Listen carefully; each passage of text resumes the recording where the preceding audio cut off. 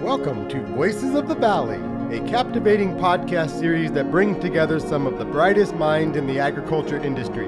Straight from the field to your living room, we explore the challenges, innovation, and triumphs in modern-day farming and provide insight for consumers who are curious about where their food comes from. Welcome to this episode of Voices of the Valley. I'm your host, Corey Lundy.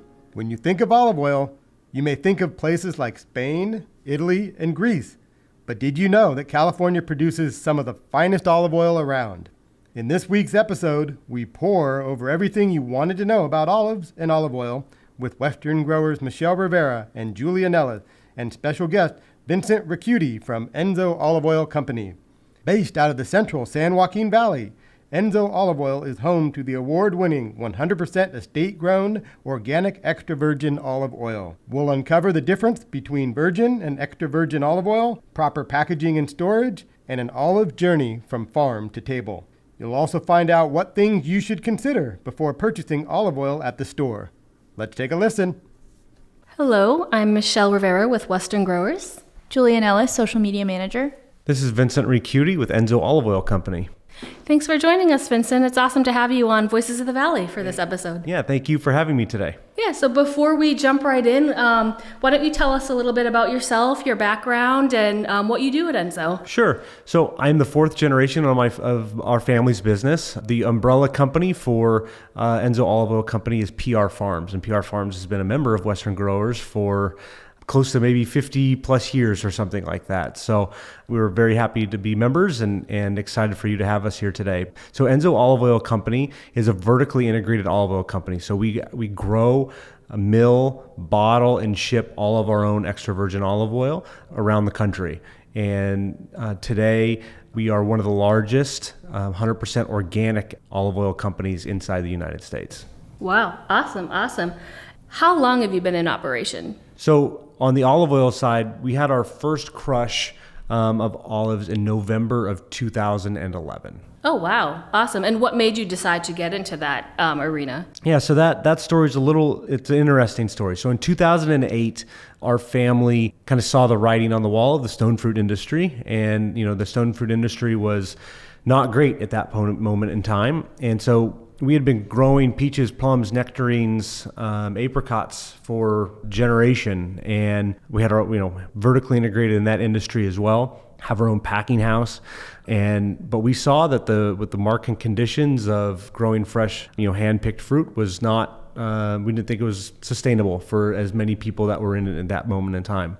So what we did was we had a family decision to transition out of stone fruit, and we decided to grow our almond business. So PR Farms also is vertically integrated with almonds. So we have our own Holder Sheller, and we ship globally with our almond business.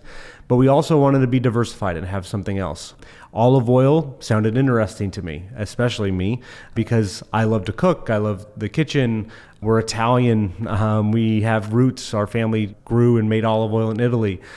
So there was a lot of synergies there. And at that moment in time, in 2008, only 1% of the olive oil consumed inside the United States was from the United States. Wow. So we saw a huge market to try and grab. So in 2008, we made the decision to plant olives, organic olives. And again, they take about 3 years to grow the tree to get your first crop. So in 2011, we had our first harvest in November of 2011. Mm-hmm. Awesome. It was interesting because you said your family in Italy grew olives. So it wasn't that much of we're going into foreign territory here. We don't really know what we're doing. Let's just give olive oil a try. We had no idea what we were doing. And for sure, that first year was a crazy year. I mean, I went to Italy with my grandfather in 2010 just to kind of do, we were there the two of us were there for 3 weeks, and we visited a lot of olive mills and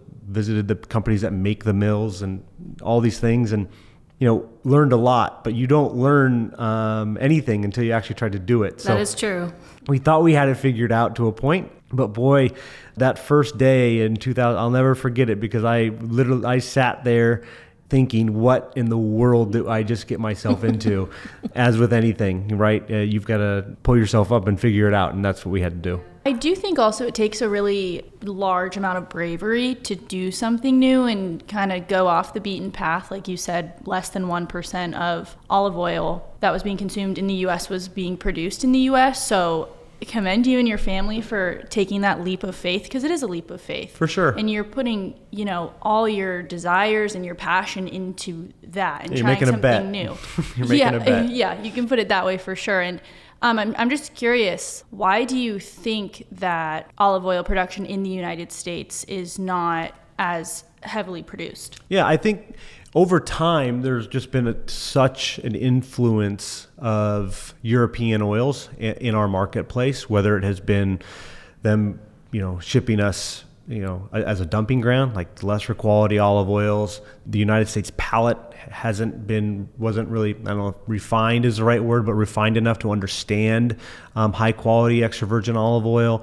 There's been, it's not easy to do. Like you can grow an olive or a table olive or whatever olive is, but it's also the only fruit that you cannot olive is the only fruit that you cannot sell fresh, right? Something has to happen to it. So it either has to be fermented and jarred, right, that way, or it has to be pressed into oil.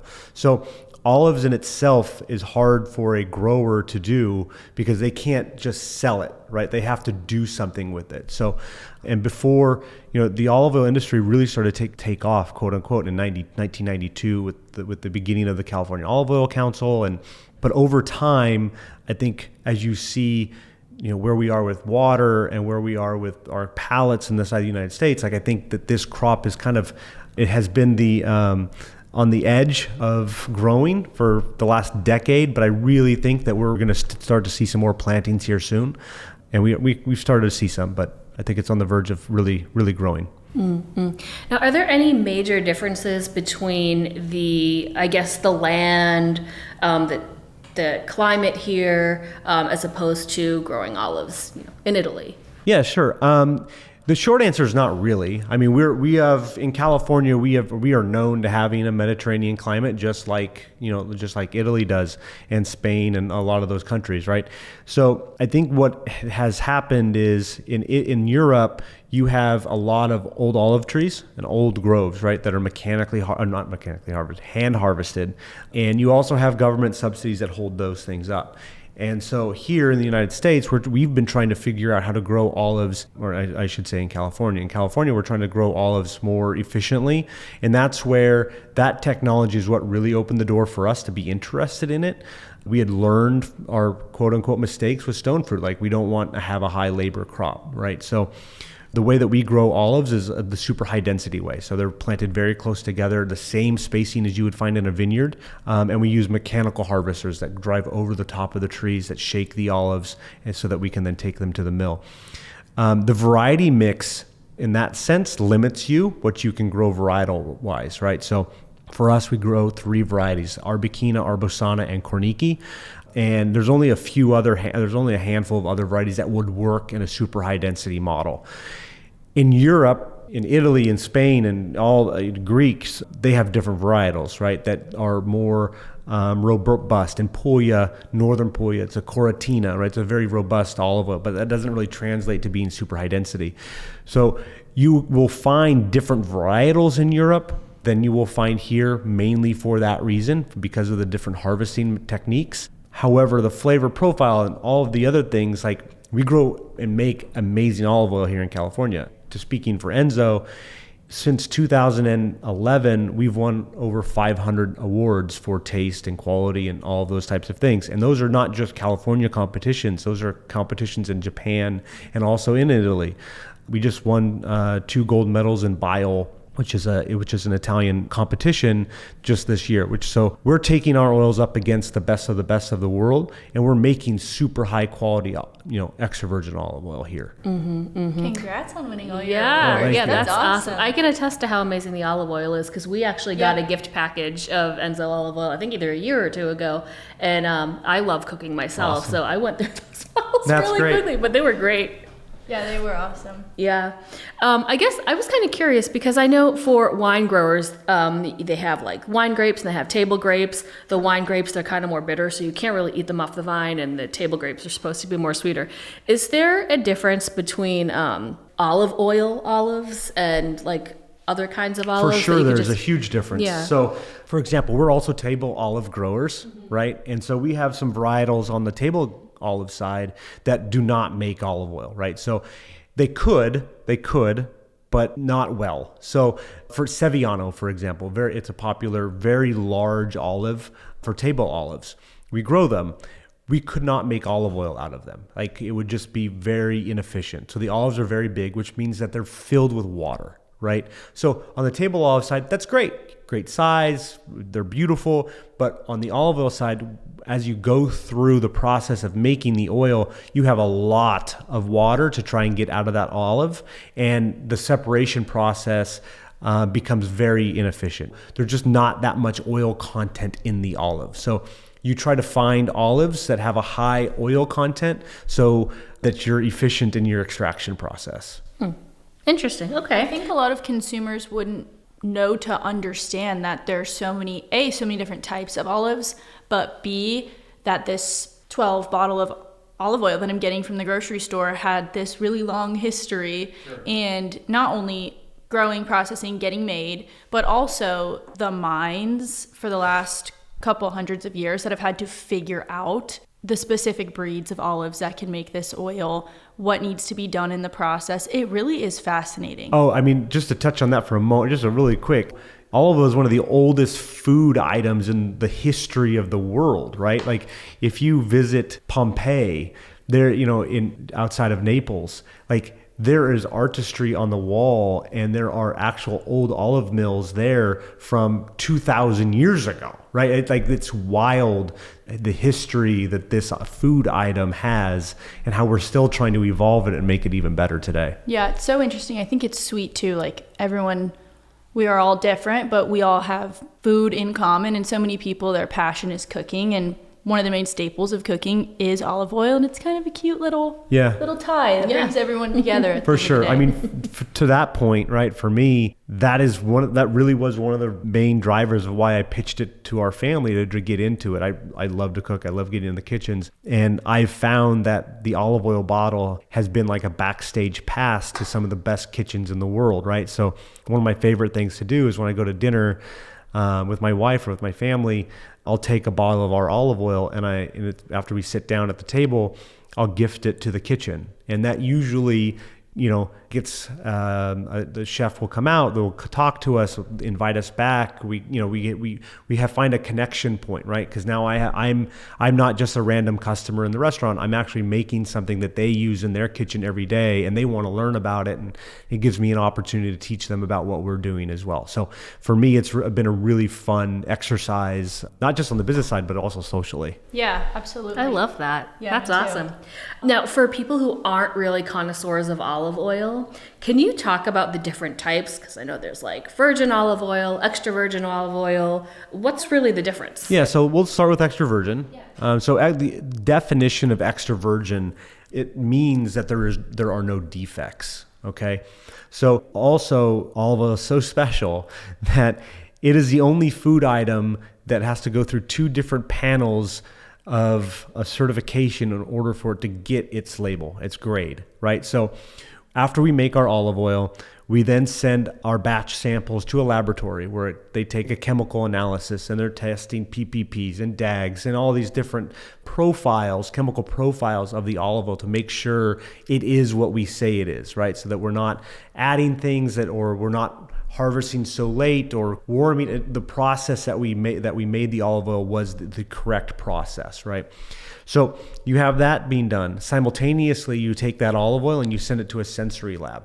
And so the sensory lab goes in for, this is the only food item that has to do this.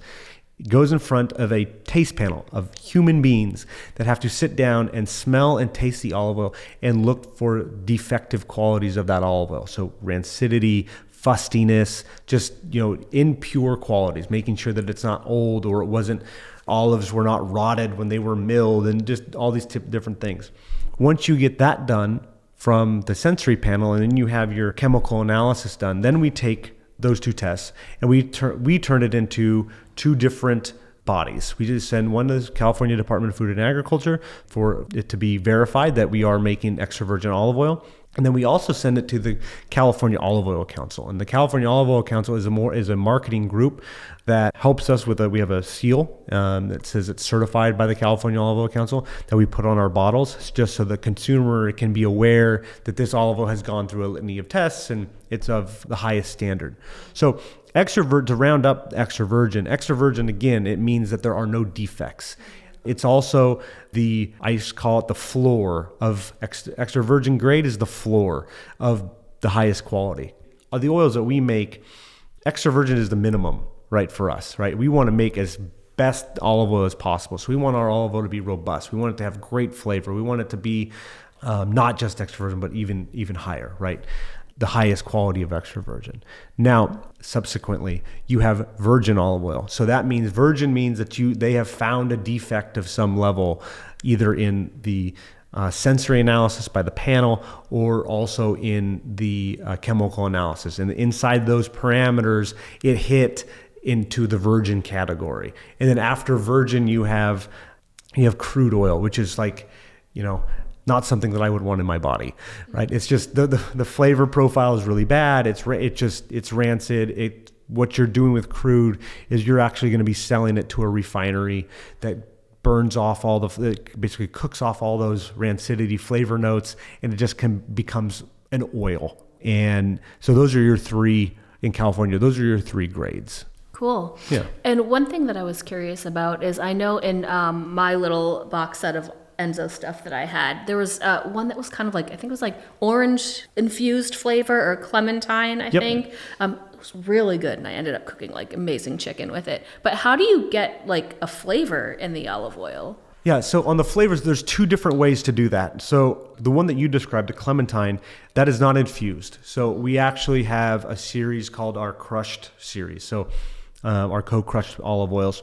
We make clementine, like the one you had. We make a Eureka lemon, we make a basil, and we make a Fresno chili. So how we make the four of those flavored olive oils, so we actually take the raw ingredients of the clementines, Eureka lemons, and so forth. And as we're crushing the olives, we actually take whole lemons and throw them into the crusher at the same time as we're crushing the olives. And so they go through the exact same process that we made the olive oil. We make the olive oil. So it goes through then a malaxer, the centrifuges, and what comes out the end at the final stage is that flavored co-crushed olive oil. So what it's doing is it's taking the oils out of the rind, it's taking the oils out of the basil, it's taking the oils out of the chilies and putting them together with the olive oil in the mill. And it is the best way to have a flavored olive oil by a million miles. And so we make limited runs of those every year because you only get one shot, right? You can't make more of it later. It has to happen during harvest. So, we do projections throughout the year. This is selling this well, and then we make our decision to go out and procure those raw ingredients to make the oil. The Fresno chili one is my favorite. It's also one of our best-selling flavored olive oils, crushed olive oils. Does sound pretty good. It's awesome. It's awesome. It's amazing on pizza, pasta, soups, salad. I mean, anything you can think of. Frying an egg in it. It's awesome. But what makes that one even more special? I'll start with the origin story. So, went on a trip to Napoli and into Italy, and there's only one condiment that you're served when you order a pizza in Italy, and especially in the Napoli region, and it's a chili oil, right? That's the only thing. Like they're definitely not giving you ranch. They're giving you they're giving you a little ramekin of chili oil. And so when I came back, with my milling team, we were discussing, okay, let's make a spicy olive oil, and so we kept thinking, and it was like, I don't really want to make a jalapeno oil. Like that's been done. Like that's just not exciting to me. And then one of our team members was like, well, we live in Fresno. How about we make Fresno chili olive oil? I was like, that's what we're going to do. So we went out that first year and we bought Fresno chilies from a farm, another neighboring farm. But now we actually grow all the Fresno chilies ourselves, and then we use them during harvest. So, which makes it even more special. So we grow the chilies organically, actually across the street from here, and harvest them and make them into our olive oil. So it's a super special flavored olive oil. Got it. And how can you tell when an olive oil is no longer good, like when it's rancid? Try it. What if you're not that brave? Well, if you're not that brave, then it's probably bad, right? So, the first two things is fresh olive oil that is good should be drinkable. Like, you should be able to put it on a tablespoon or in a little glass, take a sip, and it should taste good. If it does not taste good, it is not good. So, and if you are worried about tasting it, just smell it. If it smells like dirty socks or rancidity, it's not good, right? So I encourage you to go home into your cabinets and open up the bottle and those types of things. But there's also other ways to look at it, like your olive oil that you should be buying. We can talk about this too. Like, there should be a harvest date on that bottle that you're buying. You should know when and where your olive oil was made. Like, it should have a harvest date. So our date is on our seal certification sticker. So it'll, like right now, the earliest harvest that you could have is 2023, right? So it was because it was made in November of 2023. So your olive oil year should be at least 2023. And you should also have on that label, kind of a best by date, right? You should look for those two things. A harvest date is the most important, and then also a best by date. And, you don't really want to be consuming or buying olive oil that is past 18 months from that harvest date. That olive oil, you brought up wine earlier, but olive oil is not like wine. It does not get better with age.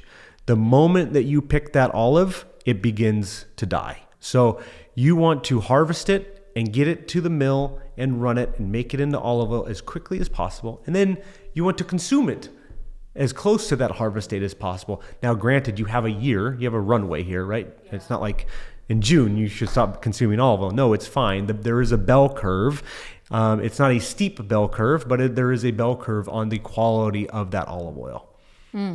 Okay. When is it the general harvest for olives? Yeah, so depends on the varietal, right? And it depends on where you are in the state. Okay, so I'll speak to Enzo. Our harvest usually for oil happens mid to early October, right? And we go through a series of things in order to get to that point. So we use some technology and imagery and things to help us dictate the optimal time to start harvesting on which ranch and which variety. So we go through, we start taking olive samples in the field. Actually, so we start in August. And so what we do is we go out in the field, we pull samples of the olives to start our graph, right? We got to start somewhere. So we can start plotting our line graph on watching the oil content in that olive. So we take the oil samples. We're also, using our irrigation technology and our irrigation team to understand how much water we should be putting on those trees based on the oil content. So the oil content, we want to get it as high as possible, as close to our harvest as possible, right? Like, this is why we're here, to make olive oil. So we don't want to harvest too early to where we can't get any oil out. And the longer that the olives stay on the tree, the more oil you will get, right? But there's also a game there that you want to get it before a frost. You want to get it before rain starts, because then you're never going to be able to get back in. So there's some calculations that go on there. But to quickly answer your question, we start in early October, and it's about a 45-day harvest for us. So we will finish either late October, early December. Okay. I guess I myself didn't realize how intricate the process of olive oil is, and I never stopped to think about what the harvest looks like. And when you're in the grocery store, sometimes when nectarines are out of season, you're no longer going to see nectarines. How come we don't have olive oil available to us in the grocery store? Yeah, great question. So a lot of that is because of planning, right? So for Enzo, we have an idea of how much olive oil we're going to make, and then we sign contracts dictating that. That's why you don't see our brand in every single store across the country, right? We're in some very, specialty boutique stores across the country. We have some bigger food service clients or bigger bottling clients, but we're not mass marketed, right? So we really take a serious look at making sure that we can provide a constant supply to those vendors throughout the entire year. So that's how we make our decisions on selling. Other producers, what they will do is I'm not saying that this is good or bad.